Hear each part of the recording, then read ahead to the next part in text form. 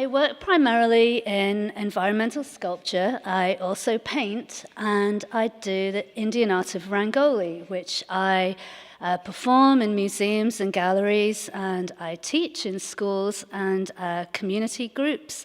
And I'm always very interested in exploring the relationship between the different art forms. So this is an example of Rangoli. It's an ancient ephemeral art form from India. Traditionally, the designs are done straight on the pavement or sidewalk, and then they're allowed to blow away, and that is representational of the metaphor for the impermanence of life. I use colored rice, which I dye myself because I like to control my color palette, but there are all sorts of materials used all over India. People use chalk and colored sand and marble dust, flower petals, also candles. But like I say, I like to work with rice because it's very tactile. It's easy for children to handle as well. And I love to teach this activity. It's a great activity for team building and also to work with women's groups. I've taught this in prisons, women's prisons, in hospitals, in lots of different community settings. And it is a wonderful workshop activity, partly because you don't really need much communication.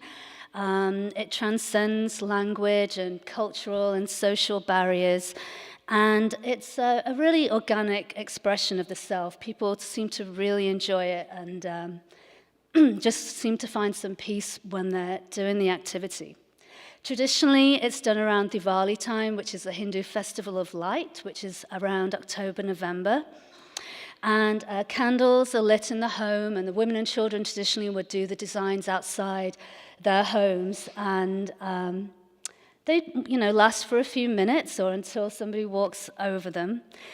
Traditionally, the designs would be done in the round. I always do my designs in the round just because I like round things, and I enjoy that shape, but also there's a superstition that you should not have any gaps in the outside of the line. So I started to play around with the form because I had my painting and my artwork, my other artwork, and I was doing the teaching, and they just seemed like really disparate parts. So I started to play around with the designs that I was doing and start to pull these pieces apart. So I would look at the different shapes, and these were just small studies, small watercolors, and I would take the shapes apart. So sometimes I would trace them, and other times I would just paint individual pieces, and I wanted to just see what would happen if I just kept going through the same process. And then eventually, this is part of my process, I started to build the shapes out of cardboard and then build these cardboard forms, which are like three-dimensional pieces of the two-dimensional paintings and drawings. And some really interesting things started to happen. This is one of the pieces from the first paintings I was doing. It's still quite small, and this one's called The Other Side of Monday. And I started to get really excited by it. I was finding it like really rewarding, and not only kind of exploring color theory, but also the designs were starting to get more and more complex. This is an example of the direction it started to head in. It was just a real exploration of worlds for me. There are lots and lots and lots of layers.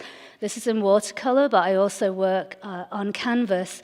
But I prefer working in the watercolor just because it's really ridiculously hard and challenging. And if you go wrong, you cannot remedy it or paint over it.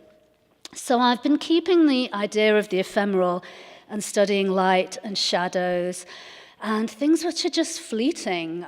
These are the things that I'm interested in, and then I layer them one on top of each other. So also it's had a big effect on my sculptural work as well. This is an example of one of my sculptures. It's made from maple seedlings. I like to bring seeds and seed pods from outside and combine them with wood or steel and keep the forms really simple.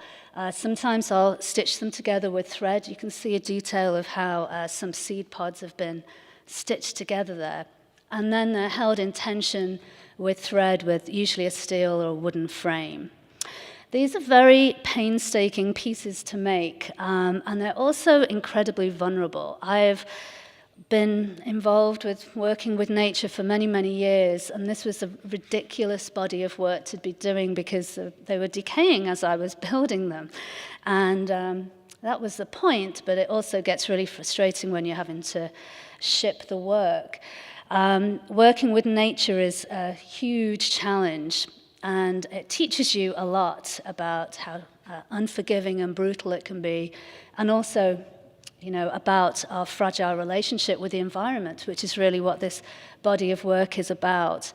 So I started taking my work into a place where it could become more permanent, hence working more with steel and less with thread. And I've also been keeping that idea of the ephemeral and using the shadows that these pieces create to my advantage and manipulating the form. The shadows are just as important a piece of the work as the piece itself. And gradually, my work's been moving more towards making these undulating topographic landscapes, which I'm really excited about. These are wall-mounted pieces which you can walk around 180, but I'm not sure what direction these are going to go in. They're getting larger and larger and longer to make, but it's an exciting development. So this is my last slide. Thank you.